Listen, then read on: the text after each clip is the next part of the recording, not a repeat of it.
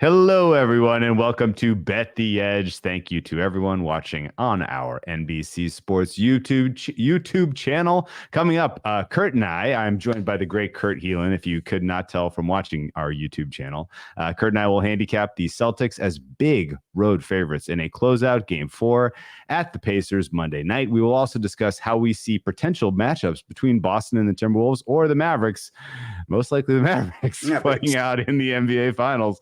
Plus, I'll break down the quarter winners on the men's side of the French Open to wrap up the show. But for those of you who are confused, yes, this is Drew Dinsick here, speaking to you live in place of the great Jay Croucher as today's host. Jay is dealing with a little bit of an illness. No truth to the rumor that he was out too late celebrating his Mavericks wins in Game 1 and Game 2. So thankfully, Pro Basketball Talks Kurt Helin has stepped in to be the co-host today, so we can talk some NBA. And dying to get Kurt's takes, particularly on who will be the Eastern Conference MVP, combined with some thoughts on the finals as we are starting to get a little bit of clarity on who will be playing. Kurt, welcome to Bet the Edge as always. And are you at the point where you're watching this Mavericks Timberwolves game and you're thinking, oh, well, Mavericks have a lead. It's halftime. They're going to make the adjustments and cruise this thing home, or is this more of the archetype where the team with the deficit heading into halftime, which has been the of the key for this series, has ultimately found a way to win? You give the Timberwolves a chance here. I definitely give them a chance. They've been more aggressive of this game than they were. True. Why are they more aggressive on the road than they are at home? Like they did that in the Denver series. Like where does that come from? Is that just being a young team? I'm not sure where that pattern with them comes from, but they're definitely not out of it. But was I researching hotel rooms in Dallas? Yes. That was probably smart. Okay, well, let's it won't speculate too much because that result will be known as you are listening to this pod. And we'll focus a little bit here on the Eastern Conference, where the Celtics have a commanding a stranglehold on the Eastern Conference Finals with the 3-0 lead. We do not have strong clarity of availability for Pacers here, or really what the Pacers are going to do to try to get themselves back into this series. It really felt a little bit like a last gasp effort out of them in Game 3. Do you think the Pacers have at least the intestinal fortitude to force a gentleman's sweep here, or is this going to be a quick good night for an Indiana squad that was, ultimately, very impressed that they got here? Drew, I'm going to ask you because that's how I feel about this. I'm curious if you feel the same way. I don't think it's about the Pacers. I think the Pacers are going to come out. They're going to play hard. I don't really have a question about their fortitude and their willingness to go do the best they can in this situation. Is Boston? Like, that's really my question. Are they going to show up? They should want to just close this out, get, I think, like 10 days off or whatever it is before the finals start. They should be that way. But man, this Boston team, you didn't bet the sweep in this series, did you? Oh, I got some sweep. Feel very lucky because it should have been dead on night one. But yes, I have some sweep.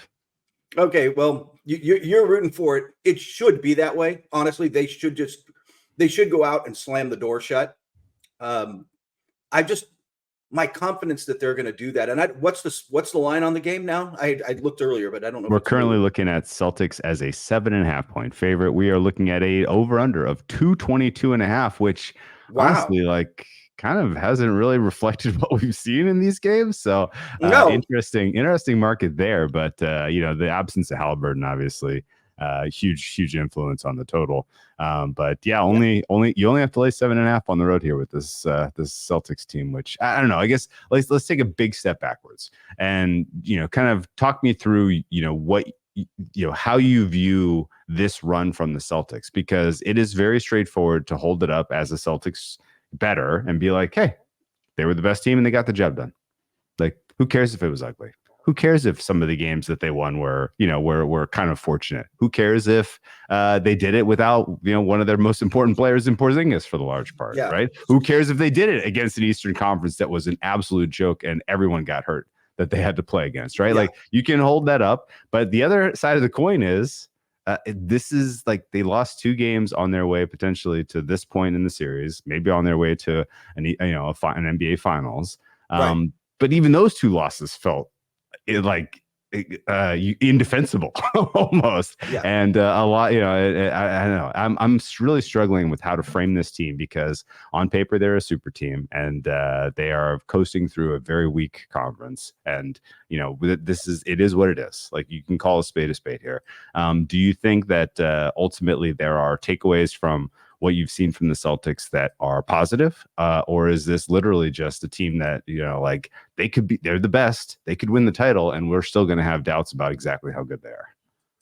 That I think they very much could win the title. I think they probably, frankly, will win the title. As much as we could discuss this down a little bit, whoever comes out of the West is just iron sharpened by iron, right? Like, they are going to come out sharper, more physical, more intense than Boston has had to play yet. And that's not that they can't play that way. I just think game 1 could be culture shock for them. Like, we'll see.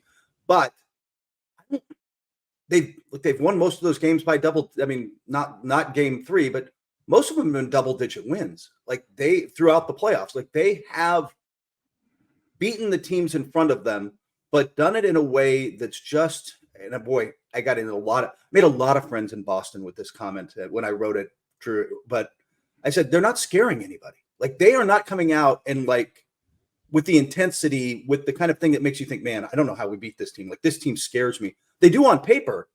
Yeah. When you watch them play, do you walk away just that? Do you walk away thinking, I don't know if anybody can beat these guys? Yeah, no, they've been vexing me for this entire this I guess it's like really this entire run and over multiple years, where you put the player ratings on paper, you consolidate them, you rate them for playoff success, and it's just like, this should be easier. This shouldn't be hard. Yeah. But at the same time, like, we've seen other super teams where the first time is hard, right? The not 4, the not 5, the not 6, the not 7 Heat, like, they didn't get it done in their first try. Like, it took learning and experience. Yeah. And once these guys finally do put it together and win a title, things may change, but it just feels much harder than it ought to. And I guess the key questions I have here going forward are, first of all, for game 4, we're not going to see Porzingis. He's already out. And now he's already out. Yeah. He's already out. And like, my head is exploding here, because this has been sort of like this sliding window for when we're going to see him again, to the point where I'm like, whoa, dude, who do we trust? Right? Like, you didn't feel urgency to get him into this game. This could be your last opportunity to get him game reps before the final. Or, this probably is. I mean, the market says it probably is. They're 7.5 point favorites. It should be. It should be. Yeah. This is probably it, right? And we may not see him. Halliburton is questionable. Although if Halliburton goes, I actually feel worse about the Pacers because of how poorly he played when he was playing through injury during this course of the season. So, you look when you look at the Celtics, like, thoughts on Porzingis and where he stands and how important he will be in a finals matchup. And then secondly, like, any chance that we'll see Halliburton? I can't imagine that they're going to roll him out there. I just can't. Like you said, first off, even if he goes out there at, I don't know, what is he, 65, 70%, whatever he is, like you said, I mean, he did that this year to get his 40 million, and he got it. He made all NBA. He got his 40 million. He did not have my vote, for the record, but had enough votes. I had Jaylen Brown in. I did not have Halliburton in on third team. That said, you're right. Like, if he comes out and he's 70%, that's not good enough. Like, to beat these Celtics, this Boston team, for all us saying we're not sold on them, they're really, really good. They're deep. They do all this stuff right. Like, they're just, this team needs, the Pacers need everything to go their way to beat them. And without Halliburton, I just don't see it going. And I'm curious if you can come out, and I don't know if Boston's got this in them. Can you come out and stomp on them and break them? Sure. Could you get up by 15, 17 in the first 20 minutes of the game and break them? I'm not sure that you can. No. But, like, if I'm Boston, that's kind of would be that's where I'd want my mindset to be. I'm sure that's what Joe Mazzulla wants. The problem is, like, Boston's just too cool for school. I just don't know if they're going to, I don't know if we're going to get that out of them. And then it gets to the question, Drew, I know you wanted to talk about this. Who becomes the finals MVP out of that team? Yeah. Not the finals MVP, the Eastern Conference finals MVP. Yeah. Let's talk about that now. So this likely is it. And like individual performances in this game between Tatum and Brown shouldn't decide the Eastern Conference Finals MVP, but it might. And my expectation coming into this series, and as we were talking about the NBA Finals MVP, it did never really square to me how little of the equity, the Celtics equity, Tatum was being given credit for. But you did have certain moments in the series where it was all about Jaylen Brown. Brown won them game one. Like that, that 3-point shot was, and he won them game two. And the game two is interesting because as you noted, he was snubbed from All NBA third team, and it did feel like on the day of that announcement, he made sure everyone remembered. Hey, like I should have gotten credit for it. And I have a complicated history with Jaylen Brown because on paper, like I've always felt like his reputation was greater than his actual contribution, but that all changed this year. Really, like his contributions this year have been unbelievable. And like, yes, he is getting compensated to the tune of he better be doing this. But he kind of actually finally met sort of, the expectation and has surpassed it to a degree this year. Do you look at him as a player who deserves Eastern Conference Finals MVP with what you've seen in terms of, the production on the court through these 3 games? And, or do you think ultimately this will just be sort of the bright lights and the star gets the credit when it's all said and done and Tatum is the guy? As much as I would quietly want to vote for Drew Holiday, who I think has been massive in this series, like not only point wise, but on both ends, he's just been huge.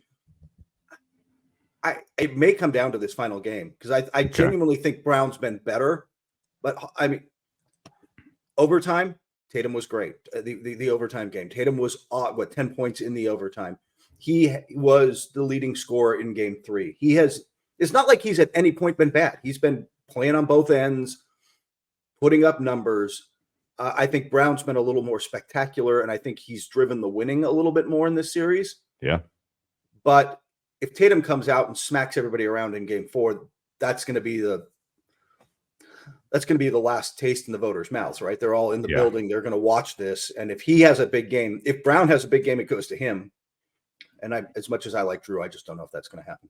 Okay. So more likely that game 4 is the tiebreak in terms of individual statistical contribution, or more likely that people look at sort of the body of work of these Celtics in the playoffs.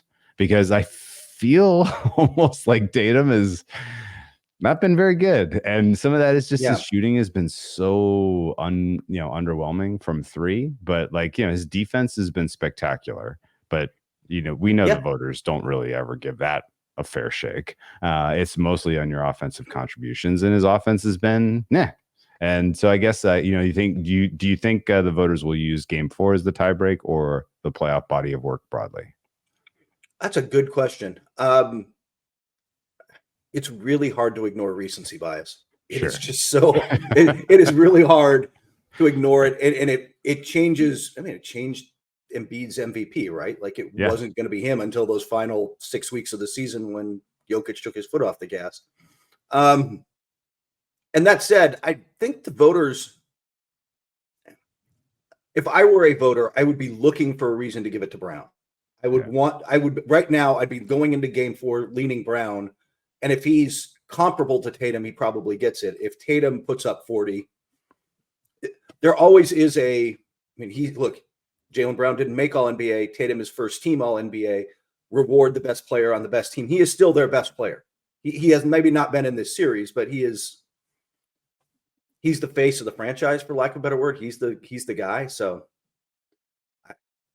what are the betting odds? Is on this right now?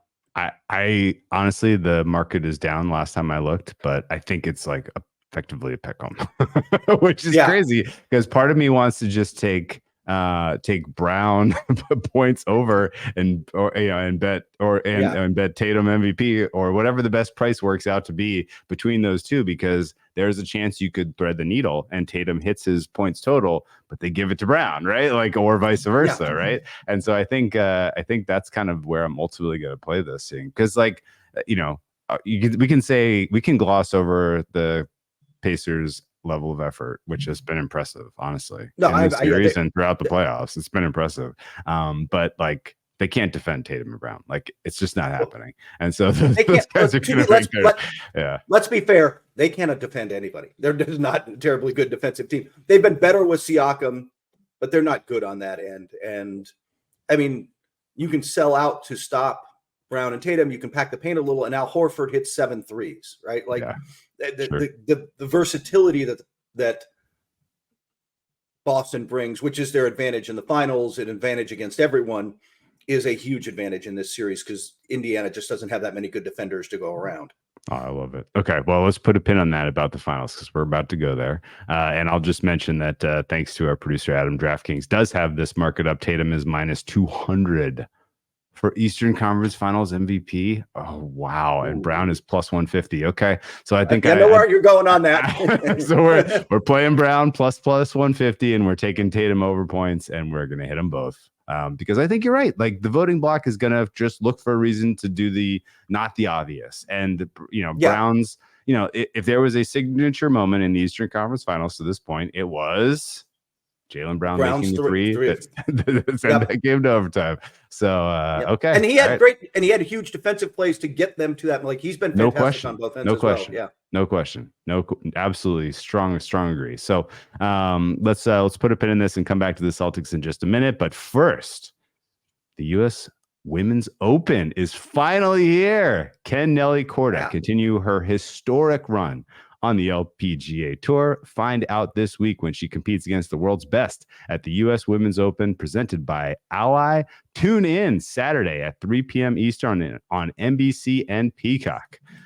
Very cool that women's golf, women's tennis, women's basketball have finally gotten here to where they're getting the credit and the audience that the men have gotten. And definitely will be checking out the U.S. Women's Open. Excited for that. But Kurt, before we let you go, let's talk about potential NBA final matchups and some of the series pricing.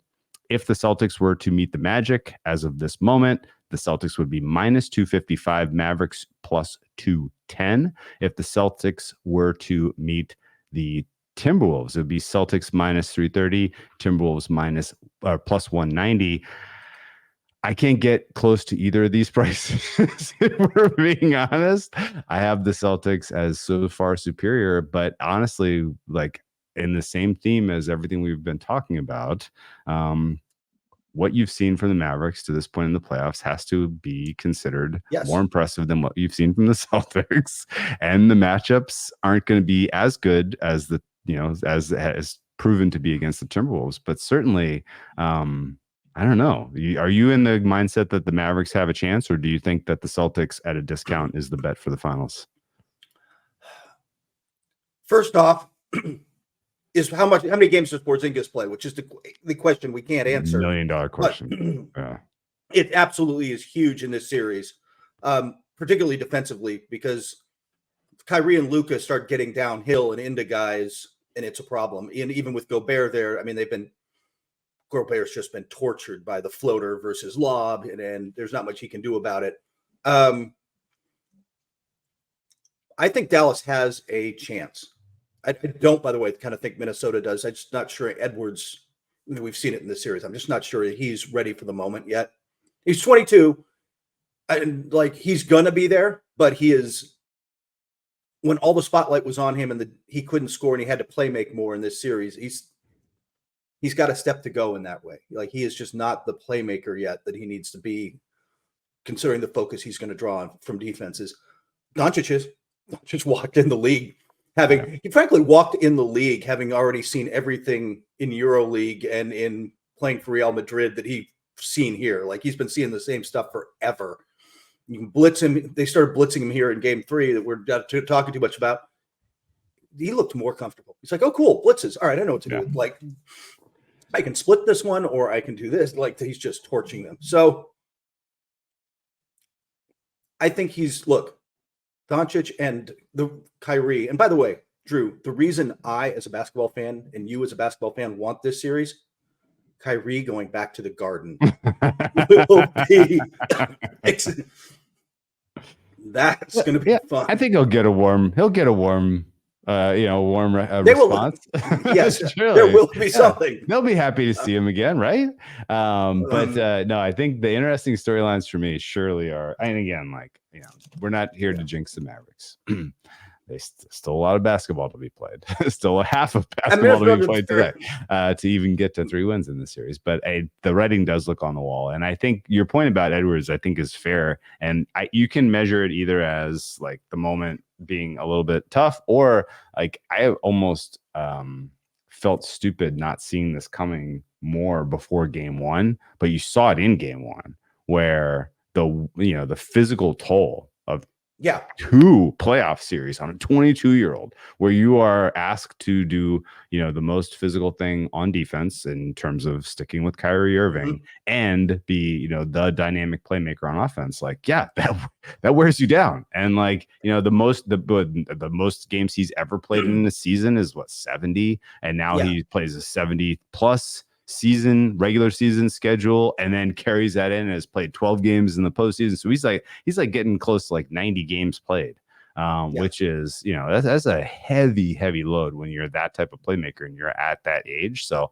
I kind of feel like this was staring at me in the face, and I didn't quite realize it until the prices were a little bit gone. But that said, it does feel like Mavericks come through here, and there were questions swirling today about Doncic's availability.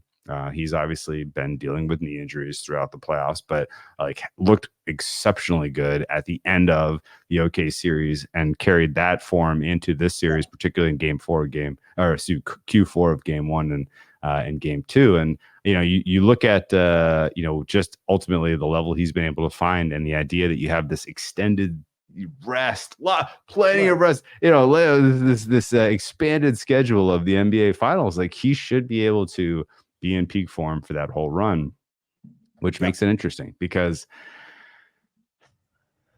there's a lot of people who bet the NBA series by looking at the rosters and saying, well, that team has the best player, I'm going to bet that team. And it's tough for me to really say that there is not a clear best player in this series in Doncic over everybody who is amazing with the Celtics.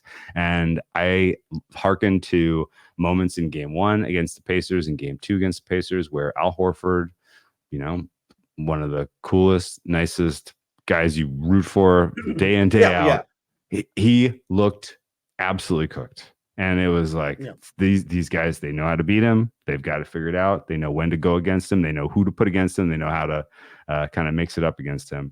And I feel like there is a very realistic chance that is sort of a lot of what we see in the finals against the Mavericks, if that's how this breaks, which means it's going to be up to the Celtics offense unlocking the Mavericks defense for them to get a championship here. And I guess, is there anything that you've seen with the Celtics offensively, assuming that there is either a slow ramp up for Porzingis or even more missed games for Porzingis? Offensively, is there anything about what the Celtics want to do on plan A that you think can't be solved going up against the Mavericks defense that, has been literally on fire for going on 2 months now? Yeah, a couple months now. I think the key for them, and this is why Porzingis being back is huge, but Al Horford can do it as well. You've got to have a stretch 5 and a stretch 4. And Boston brings that, right? Everybody spaces the floor on that roster. You have to, because if you let Lively and Gafford hang near the rim too much, which you can kind of do against, it's been the problem Minnesota faces. Their defense isn't good enough when Gobert's off, but when Gobert's on the floor, their defense is better. But now there's places to attack offensively. There's things I can do. There's going to be some of that. I think Doncic is playing at a high level. Kyrie is not only going to be motivated for that series, but such an elite finisher, such an ability to get down into people that I think Dallas's defense, I guess that becomes the question. Can Dallas's defense slow that offense I think they can. I think that they are. I mean, I think, Drew, the key for them has been, and it'll be tested really in that series. Doncic and Kyrie Irving are playing like the best playoff defense I've seen from them. I mean, Kyrie certainly had stretches with the Cavs when he was a little younger, but they're playing really good defense. They're playing. Those two guys are hustling. Luka's a big body that when he can get it in your way, you just can't go through him. They've done well, and if they can at least hold their own, then I think they've got a real chance. Look, I just think that they've got, I would even say better than a puncher's chance. I think this is Dallas has matchup advantages because I think they have, like you said, the best player in this series and two of the best three. Do they have two of the best three? It's really tough, man. They have two of the best four, no question. Yes, and I guess it's entirely like what shooting, what does Tatum show up with for his arsenal in terms of shot selection and ability to make, what Jaylen Brown are you getting in terms of decision making and just ability to set up teammates and that sort of thing. And if those two guys are both on, then it is to me advantage Boston pretty clearly. But two of the three best could that's where I think Drew Holiday comes in. If he's the fifth best player in the series and it's noticeable, and again, it plays like he has in this series on both ends, that's a huge advantage for Boston. I would lean Boston in this series, but like Boston in 6 or 7, like I don't think it's easy. Yeah. Okay. And if it goes that long, that's perfect. If it goes that long, then you've got a chance if you're Dallas, right? So final question for you. The finals MVP market right now has Tatum minus 110. Wow. Doncic is 3-1. Brown is plus 425. Edwards is still in the mix at 13-1, although that is likely to plummet if this current game were to hold in favor of Dallas. Irving is 22-1. As you look at, particularly the Celtics, who we think have, relatively, at least this moment, we know higher likelihood to get to the finals and win. As you look at the Mavericks, like, do you look at a Doncic 3-1 bet as a proxy where you're getting a better price for them to win the finals? Because it's tough, very, very tough for me to think that the voting block, even if Kyrie Irving has the series of his life, it's very tough for me to think that the voting block leans in favor of Irving over Doncic. So it's like, is Doncic 3-1 a better proxy bet for Dallas to win the title at this point? I think so, because I think if they have a chance in this series, he is the best player in the series, right? Like we said, we think he is. That's why, right? That is why. Right. But if he's going, it would be difficult for me to imagine. I mean, it has only happened once. A player, although I know there were votes for LeBron in one of the losses a few years back when he was in Cleveland or Miami. It's difficult to imagine him winning it from the losing team, but that seems like a better bet because look, if they're going to win it, if you believe they've got a real chance, then that's good money. And you're not getting anything with Tatum. You'd almost like, if just off the top of my head, my thought would be take Brown and Doncic and hope, because it's probably Tatum. Like, again, best player, best team, he's going to put up numbers, he's going to be good night in and night out. But Brown might be the guy who has to be stepping up in those moments. And if it's not him. Now, wait a second. What if Brown gets the Eastern Conference Finals MVP? Like, is there a charity or like we gave it to Brown last time, we'll give this one to Tatum? Is that enter the mind of the voter? Ask Steph Curry about that. I'm not sure the finals voters see it that way. I've not had that vote, but I know the guys who do, and I don't. They're all pretty. Hardcore isn't the word I'm looking for, but you're getting the Doris Burks of the world who are like they're dialed in. They're dialed in. They're not your contributions in this series were this. Okay. Yeah, exactly. It's Sam Amick. It's those kind of guys, and they're exactly that. They're not going to be thinking. Okay. They're not going to reward the best player on the best team. Like, you're going to have to be the best player in this series. I love that. Well, very cool. I'm excited. Anyway, look, if you've watched many Mavericks, Celtics, and again, like, Please, please, please, please, please do not let me be the one who is accused of jinxing the Mavs if they do not get there. But the Mavs Celtics head-to-heads that we've had in the Doncic era and Doncic v. Tatum kind of era, there's been so many regular season games that were just like mind-blowingly wild, end of game, exciting stuff. Like it's a very, very good close contest, and it should make for an amazing finals. What will you be working on during the NBA playoffs, and where can people find you on social media? You can find me, as it says below, at Basketball Talk on X, Twitter. And if you really go hunting, you can find some stuff on TikTok. I will be traveling with most of the finals, except for the night my daughter graduates from college, high school, I should say, when she's going to college. But like, when she graduates from high school, I will be taking that night off. But in general, I'll be traveling with it. So there'll be a lot of updates from that. Plus, we've got NBA draft stuff coming up, and I'm excited. Just down the line, and I'm sure we'll be talking about this down the line. I've got a lot of stuff coming up with NBC Olympics and that veteran Team USA going into Paris, where, by the way, you want to know where Anthony Edwards is going to look good? Put those springy young legs next to LeBron and Durant and Curry, and he's going to be looking like Superman again out there. Yeah, great call. All right, well, congratulations to you and the family, Kurt, and thank you for joining us today. And best of luck anytime, covering the anytime. finals. It goes so much more smoothly without Jay. I'm just saying. It's just we did our best, Jay. We did our best. Jay, Get well. All right, I'm looking forward to your I'm looking forward to your Roland Garros takes, because my wife's a huge tennis fan, so that is yes. on. When we don't have basketball on in the house, it's like tennis is on. I love it. Well, yeah, this is the best. This is the best stretch of the year where you get Roland Garros, Wimbledon back to back. Oh, it's so good, and Roland Garros is set up so beautifully. It starts tomorrow, so definitely tune in. All right, it's my favorite of the majors. It is. Oh yeah, just a beautiful scene. All right, thank you again, Kurt, and of course the biggest stars battle on the clay courts of Roland Garros for a chance to be crowned a Grand Slam champion. Stream the French Open on Peacock today through June 9th. And actually, I'll do you one better.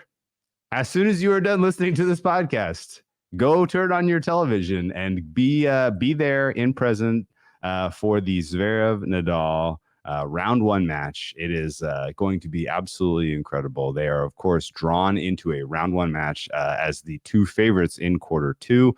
And all of the reports we're getting out of Roland Garros are from the practice sessions, from the other players. Everybody is saying, do not count out Nadal. So I think I have a lot of interest in seeing how that plays out. But let's do a quick whip around of the men's quarters. We talked in detail about the women's quarters with the great Renee Stubbs on Friday. And let's give the men's a little bit of a shine. Honestly, it's tougher to cover because this is a lot more wide open. Quarter one features your defending champion and all-time greatest tennis player, men's tennis player in Novak Djokovic as your one seed. He is minus 120 to win Q1. And yes, this is in the light of the fact that he got beaten badly in his semifinal against Thomas Mahatch. Who? Thomas Mahatch, the young player who is just coming into his own, absolutely handled Djokovic in the semis of Geneva. Djokovic is not in any way close to top form as he enters this tournament, which means, should we be surprised if Djokovic wins Q1? No. Will I be surprised? Yes. I have not seen anywhere close to a high enough quality to say that he should be this high of a favorite in his quarter. And in fact, his second choice in this quarter and the second seed in this quarter in Casper Ruud has a relatively soft path. He is plus 225 to win the quarter. And honestly, these two players meet head to head in your quarterfinal. I will have that match as a pick'em. I will not be giving Djokovic any type of monumental favoritism status unless we see a huge step forward in his ability to compete. The last time he was in a slam, it was the Australian Open. And the first time he faced real challenge in terms of quality competition in that tournament was against Jannik Sinner in the semifinals, and Sinner shredded him, and people seem to have forgotten this. So I will not forget it. I am on Ruud in quarter one. I'm on Ruud to win the title, and I think Djokovic is a very clear bet against, at least considering what we have seen from him, not just on clay this cycle, but really for the entirety of 2024 so far. So Djokovic is the clear bet against. Quarter two, as mentioned, Alexander Zverev is your top seed. He is, of course, the Rome champion. He has come in off of a very hot stretch of form. He will play Rafa Nadal, the king of clay, in round one. And honestly, if you were to tell me that the winner of that match wins this quarter, I would not strongly disagree with you. I think the top half of quarter two is much stronger than the bottom half. And I think there is a case to be made for some of the absurd long shots on the bottom half, because there is a world where Zverev limps his way into a quarterfinal, is out of gas considering having to play many tough matches to that point, and gets beat by the likes of a Navoni or a Jan-Lenny Struff. And those players are available in the 9-1 to the 20-1 range for Navoni. And I think taking some long shots in quarter two is your best bet for really any of the real outlandish things to happen in the quarter markets. Quarter three is led by Carlos Alcaraz, who is minus 160. Again, we are recording this podcast on Sunday afternoon. We saw Alcaraz play today. He played JJ Wolf, and he embarrassed JJ Wolf. And Carlos Alcaraz looked completely healthy and fine in that match. And considering that I am completely exposed to him doing well in this tournament, it did not feel great to see him look that good and play that well. And I think the fact that he is in a very challenging quarter is the only thing that gives me solace that he is still going to have a long way to go to not just make a semifinal in this tournament, but to win the entire tournament as the current market favorite.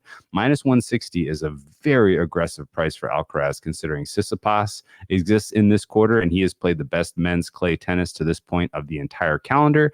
Andrei Rublev is your Madrid champ. He beat Alcaraz convincingly in the final two sets of that match. He ultimately won 2-1, but it was a runaway for Rublev once he figured out Alcaraz had nothing on his forehand. So Rublev is a real risk. Now, both of the only one of those two players is Alcaraz going to have to play on his way to winning Q3 if he gets to that stage of the tournament. However, Felix Auger-Aliassime looks good. Sebastian Korda is playing well. Ben Shelton has a dynamite serve and has a clay title to his name so far this season. And ultimately, this is just a very tough quarter for Alcaraz to make any kind of progress. So for me, Alcaraz is a bet against in Q3, which brings us to the most interesting of all, quarter four.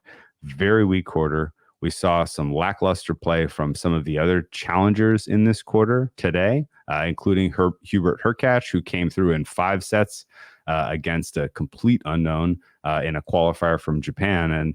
And you look at the other potential contenders here, and there are many wrinkles you can point to for Dimitrov, Baez, Cam Norrie, Francis Tiafoe, Stan Wawrinka, Shapovalov. This is a who's who of players who have just not in any way taken their game a step forward this season. And so if Jannik Sinner is even remotely healthy, he should win quarter four without dropping a set. However, that is where it comes to bear, which is that Sinner has been dealing with a meaningful hip injury. He is a candidate to withdraw at any point in time in this tournament if he faces a tough match.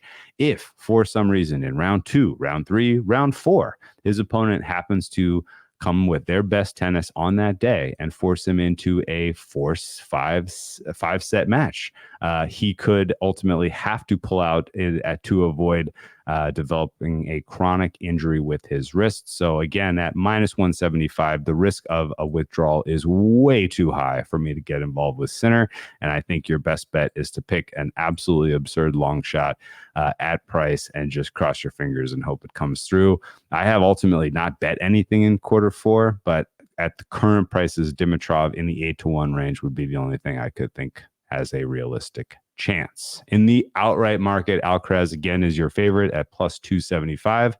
Djokovic is your second choice at plus 350. Sinner is your third choice at plus 450. All three of these players have enormous hurdles to get to champion favorite status, which is why that entire tier of players is a bet against at this slam. And this is a very different world than most slams where there is the cream at the top and everyone else. But the cream at the top in this one has a lot to prove. And so I think taking prices down the board and hoping for your player to catch some form is the best strategy.